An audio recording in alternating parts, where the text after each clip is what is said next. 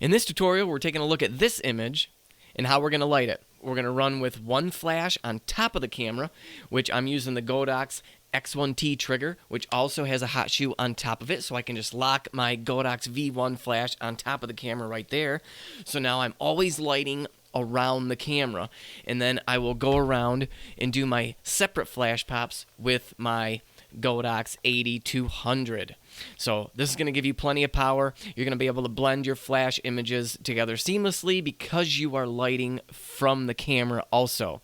Okay, so here we are in Lightroom, and here is our ambient layer. And again, notice that we have the lights turned off, and this one posed a lot of different challenges due to the stairwell right here was not being lit by ambient light, and again, I don't like to turn on any lights in the house if I can help it, because then we're dealing with multiple different white balance issues, whereas if we just use the natural daylight, we can simulate natural light using our flash. But if you notice, this big bay window right here was overlooking this like closed-in porch seating area. This was glass, so we had to deal with some glaring issues. But if we move to our first flash layer right here, I'm using my 8200 to bounce light back into the space over here, and then I moved over to here and popped a flash to light back in here. And then in order to light that little seating area over there, we hid behind a wall right here to be able to light this doorway and this window area, this seating area, to minimize glare. And then of course I came up the stairs and popped a flash off the ceiling to light this stairwell right here. So what we're going to do is we're going to start with our ambient layer, and it looks like I already did some preset bumps, but I'm going to hit it with my first bump just to show you what it does. And remember, your exposure, regardless if it's your ambient layer or your flash layer, should be pushed to the right, that histogram. So basically what you're doing is you're trying to overexpose by one stop. So let's move on to our first flash layer. Let's hit it with our first bump real quick. And again, these are just starting points. Make sure you're correcting that before you move on. Let's bring those shadows down a little bit more. That looks good. Let's move on to this one. Do our first bump. Okay, that looks good there. Let's go to our separate room, and see, this is why I like running with that flash on top of the camera, because even though I was way over here and lit this room is still being lit by that flash that's on top of the camera. And there we go. And then we can fix this image where I lit the stairwell right there. So what we're going to do is going to click on that first image, come all the way over to our other image, hold down Shift, click on that, highlight them all, right click, edit in, open as layers in Photoshop. Alright, so once all your layers have been loaded into Photoshop, here's just a really fast technique, and to keep it simple. When I was first starting out, I was getting confused on where my layers needed to be and how to do the layer masks and everything. So ambient layer on top. Then you're going to worry about your main room images, your right and left flash pop. Okay, do those next. And then you're going to do any other rooms that are off to the side. In this case, we have two more rooms. We have the stairwell, and then we have that other seating area with that big window pane there, that big picture window with the glass in it. So those two will be on the bottom. So let me show you. So first off, your ambient layer's on top. Let's not even worry about that one right now. So just go ahead and shut it off by clicking this little eyeball marker right here. Get rid of it. We don't even need it. Come down here and click on your first flash pop image right here, because underneath it is this one right here. So if we do a layer mask and then Command I to invert it, we're going to be seeing the one underneath. Come over here to your gradient tool and just click anywhere so we're going to be doing a gradient this way. We want to make sure that we're clicking in front of ourselves, because if you try to do it behind and you let off, it's not going to blend yourself out of the image. So we need to make sure that we are in front of ourselves, somewhere in the middle of the room like that, and letting off.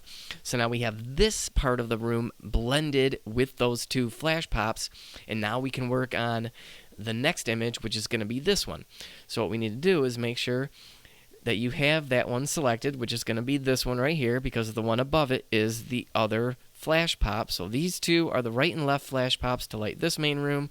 This one underneath is going to be the room off to the left. So we just click and drag it up to the top, put it underneath your ambient layer, and now we're going to do a layer mask, Command I to invert it, and white is selected. Take your brush tool, and now we can just paint back in the flash. And you don't have to be perfect. That's why I like to run with that flash on top of the camera, because then you don't have to be worrying about, you know, spilling over into this image, because it's already lit with that flash on top of the camera.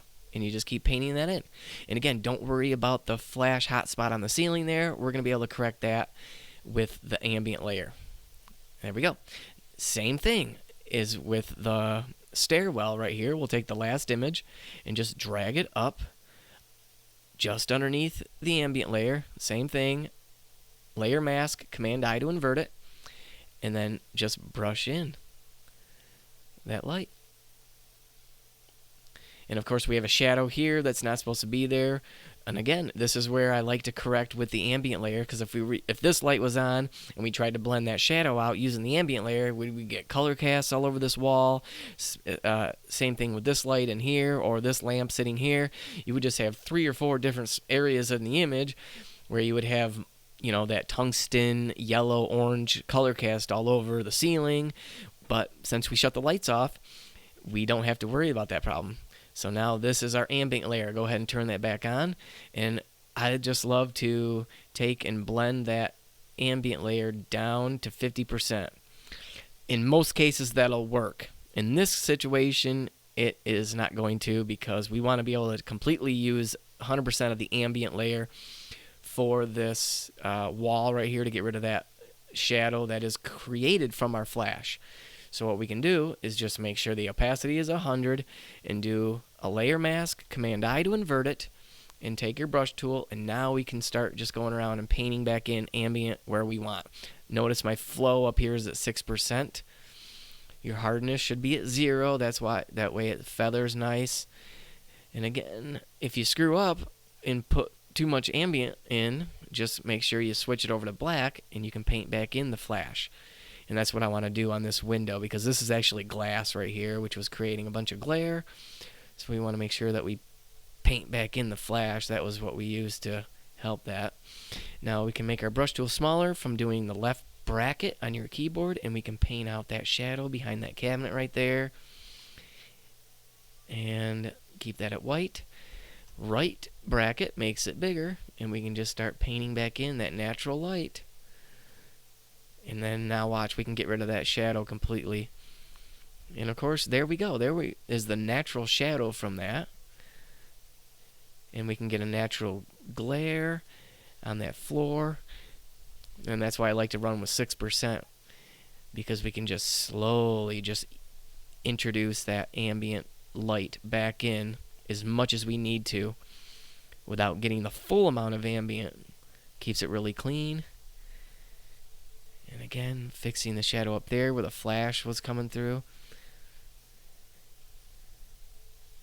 And I'm just going back and through and painting in ambient where I need it. Now we're going to come down to the bottom image. Just click on that, right click, and flatten image. Once it's flattened, Command S to save it. It'll bring it right back into Lightroom for you. And I'm going to hit it with my interior final bump. And there you go.